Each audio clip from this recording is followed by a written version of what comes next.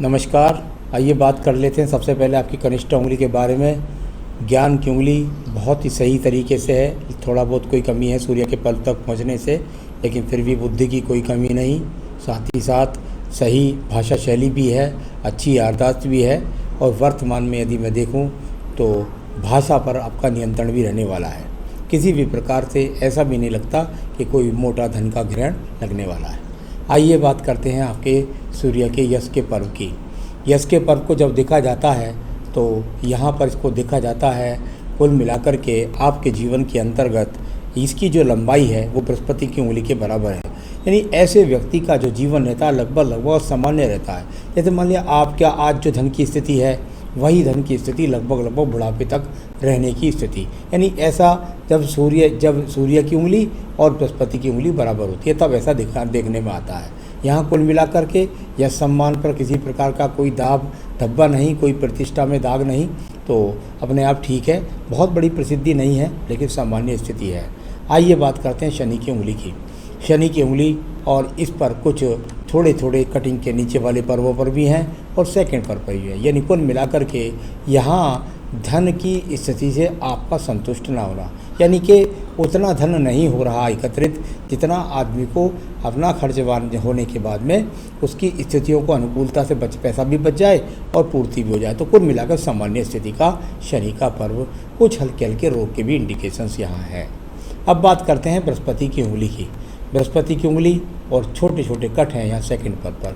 ये छोटे छोटे जो कट होते हैं ये थोड़ा ऐसा हो सकता है कि पत्नी से दो चार वाद विवाद हो जाते हैं, परंतु कुल मिलाकर भगवान की प्रति आस्था, अपने पुरखों के प्रति सम्मान, अपने बड़ों को साथ लेकर के चलने वाली स्थिति, माता पिता की सेवा करने वाले, ऐसी स्थितियाँ यहाँ मजबूत हैं। अब बात करूँगा मैं बुध के पर्वत के बारे में। बुध के पर्वत पर यहाँ पर ये वो दो रेखाएँ हैं जो यहाँ कम से कम तीन से चार स्थितियों में होती हैं और अच्छी समानांतर होती है तो अच्छी होती है। थोड़ा आड़ी टेढ़ी होती हैं तो इसका वो इतना कह सकते हैं कि हाँ धन के आगमन निरंतरता के साथ में बने रहते हैं, ऐसा कह सकते हैं। साथ ही साथ संतान का सुख सहयोग भी यहाँ मिलेगा, यानी कि संतान का सुख यानी संतान भी होगी से मेरा होता है।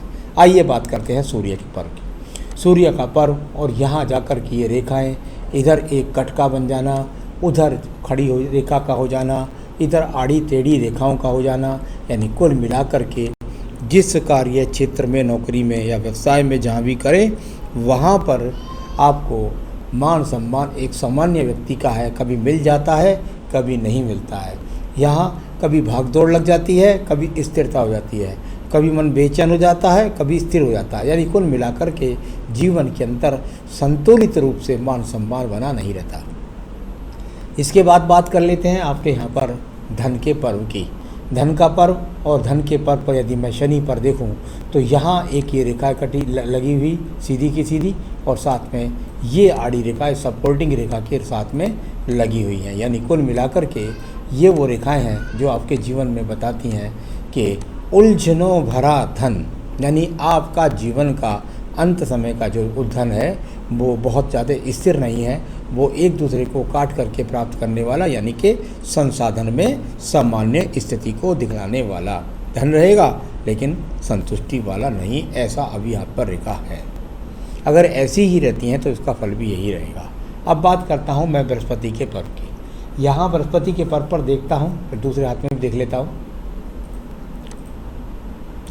हाँ, ये बृहस्पति के पर्व पर ये रेखा है। इनको आप कह सकते हैं कि अपनी बुद्धि की योजनाओं के द्वारा आप जो है अपने जीवन के अंतर्गत धन को प्राप्त करते रहते हैं। साथ ही साथ बृहस्पति अनुकूल होता है तो व्यक्ति को संतान अवश्य मिलती है।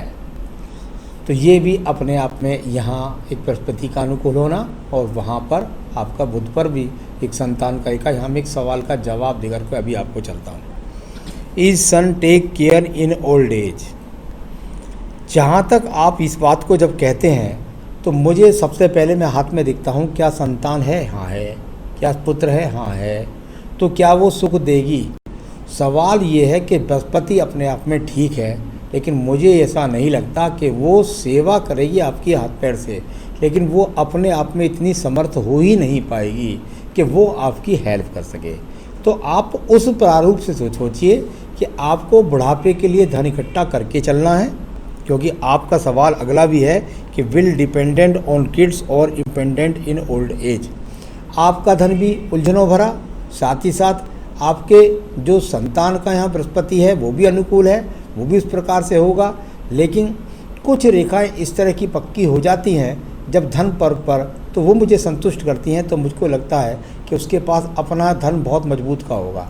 मुझको लगता है आपका धन अपना मजबूत का नहीं होगा, तो आप अपने बुढ़ापे के लिए पैसे जोड़ना शुरू कर दिए और संतान जो होगी वो आपकी सेवा करेगी हाथ पैरों के द्वारा, परंतु शायद वो इतनी सामर्थ्यवान ना हो कि वो आपको धन का अच्छा रूप प्रदान कर सके।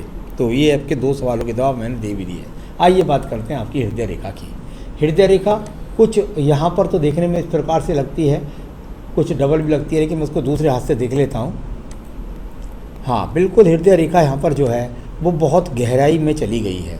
यहाँ गहराई में जाना और साथ ही कुछ छिटक जाना, कुछ टूट जाना, कुछ बिखर जाना, इस तरह की जब स्थिति रहती है तो व्यक्ति का नॉर्मल रूप से, कोई बहुत बड़े रोग की बात नहीं है, नॉर्मल रूप से स्वास्थ्य ठीक नहीं रहता।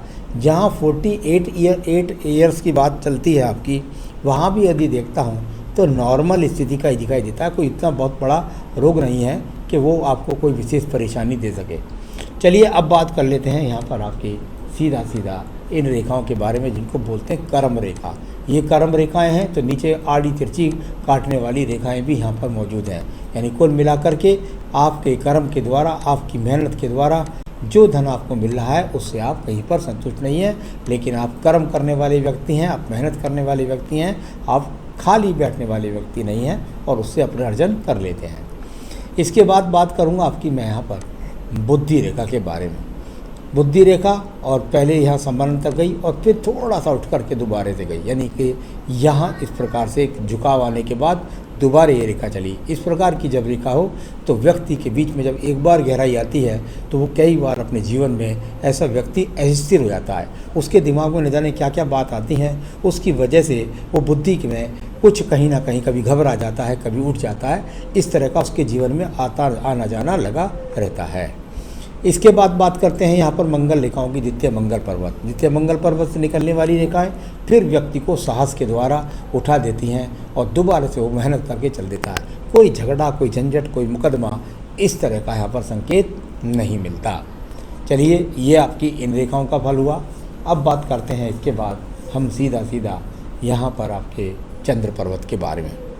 चंद्र पर्वत, और ये आपका चंद्र पर्वत है और यहाँ से छिटक करके नीचे तक भी रेखाएं चलती हैं। कुल मिलाकर के एक एक्स का चिन्ह भी थोड़ा सा मिल जाता है केतु स्थान पर, छोटे एक्स भी मिल जाते हैं। यानी कुल मिलाकर मानसिक चिंतन को दर्शाने वाली केतु स्थान से चंद्र पर्वत का संबंध यानी मानसिक चिंता को दर्शाता है और कोई बहुत बड़ी यात्रा का संकेत यहाँ पर नहीं दिखलाई देता। इसके बाद में बात करेंगे यहाँ पर ये व्यापारिक रेखाओं के बारे में या बुद्धि रेखा के बारे में। देखिए, ये रेखा आपके जीवन के अंदर जो जा रही है इसका संबंध ज़्यादा सूर्य पर्वत से है। जब ऊपर तक जाकर सूर्य पर्वत से संबंध बनाए तो व्यक्ति दूर स्थानों से या नौकरी के द्वारा संबंध बनाकर व्याप करता है। साथ ही साथ जो बुद्ध की रेखा है वो भी आपके पास ऐसी है कि यदि आप व्यापार करेंगे तो व्यापार से भी आप लाभ उठा सकते हैं। तो उसको बहुत सोच समझ करके करना है। व्यापार यदि करें तो उसको सोच समझ करके करें तो वो अपने आप में अनुकूल रहेगा। ऐसी बात नहीं है, जितना आप नौकरी से कमाएंगे उतना ही आप व्यापार से भी कमा सकते हैं। इसके बाद बात कर लेता हूँ मैं आपके एक और रेखाओं के बारे में। यहाँ ये रेखा है आपकी भाग्य रेखा। ये भाग्य रेखा दूर स्थान से संबंध, यानी कुल मिलाकर के घर से दूर, जन्म स्थान से दूर जाकर के आप जुड़ेंगे तभी आपके जीवन के अंतर्गत आपको व्यापार करेंगे तो दूर स्थानों से जुड़ करके और नौकरी करेंगे तो दूर स्थानों से जुड़ करके धन का लाभ मिलेगा। इस तरह की स्थिति को दिखलाने वाली ये रेखाएं, साथ ही साथ यहाँ पर टूट करके ये रेखाएं जो जा रही हैं ये योजनाओं के द्वारा व्यक्ति को टूट करके धन भी दिलाती हैं। तो इस प्रकार से इस रेखा का संबंध है।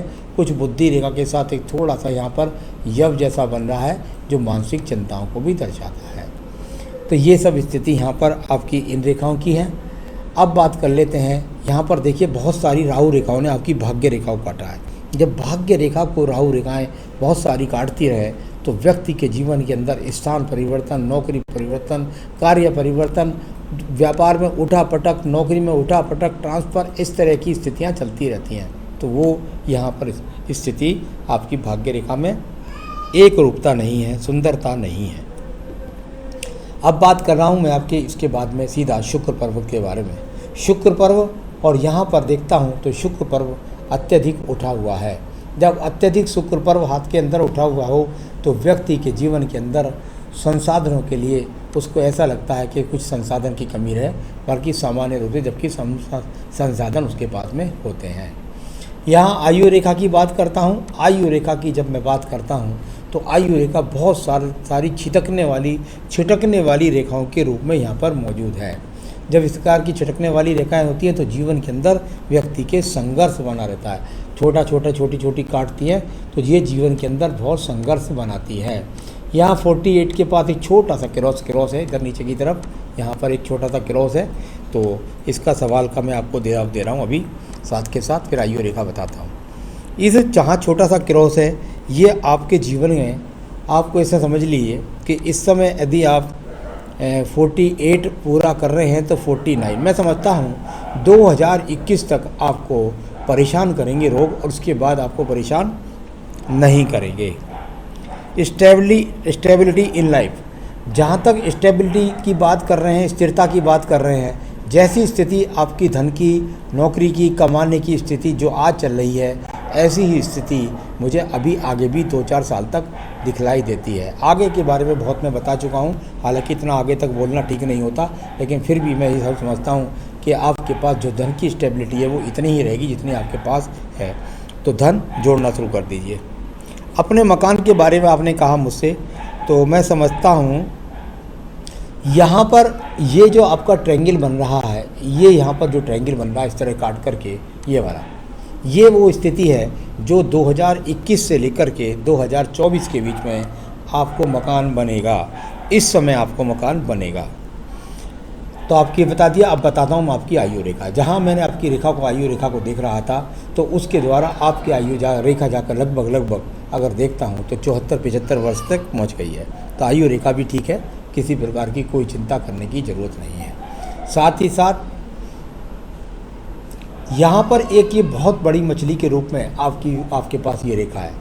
जिस रेखा का मैं संबंध वही बता रहा था, मैंने और देख लिया था, मैं तो पढ़ चुका होता हूँ पहली हाथ की रेखा को। तो ये समय इसका मतलब यही होता है कि संतान के पास ही, बेचारी के पास इतना धन ना हो कि वो आपका हाथ पैरों से सेवा करता है, लेकिन हो सकता है उसके पास इतना धन ना हो कि वो धन के रूप से ज़्यादा मजबूत हो। तो कुल मिलाकर के सारी रेखाओं पर्वतों को देखा। अब मैं बताऊंगा आपको कि आप क्या करें जो आपके जीवन के अंदर आपका स्वास्थ्य भी ठीक रहे और आप अपने आप में जीवन में संतुष्ट भी रह सकें। आप एक बेहतरीन सा मूंगा इस उंगली के अंदर पहन सकते हैं। आपको मिल जाए तो ठीक है, अगर नहीं मिलता है तो त्रिकोण मूंगा आप मेरे से मंगा सकते हैं। मैं आपके स्थान तक अंगूठी बनाकर पहुंचा भी सकता हूं। अपनी पूजा में आपको प्रतिदिन दुर्गा सप्तशती के अंदर देवी कवच होता है, उसको पढ़िए। उसके पढ़ने से आपकी सारी समस्याएं हो जाएंगी। जो मेरा बोला है वो भी निरर्थक हो जाएगा। अगर साल भर तक लोग उसको कोई पढ़ लेता है तो वो व्यक्ति अपने जीवन में एक नए प्रारूप से खड़ा हो जाता है, और उसके बाद पूरी जीवन करता रहे तो जीवन में आनंद ही आनंद भर जाता है। तो देवी कवच पढ़िए प्रतिदिन। साथ ही साथ रविवार के दिन आदित्य हृदय स्रोत पढ़िएगा। इतना करिए, जीवन में सुखी रहिए। यही मेरी शुभकामनाएं। नमस्कार।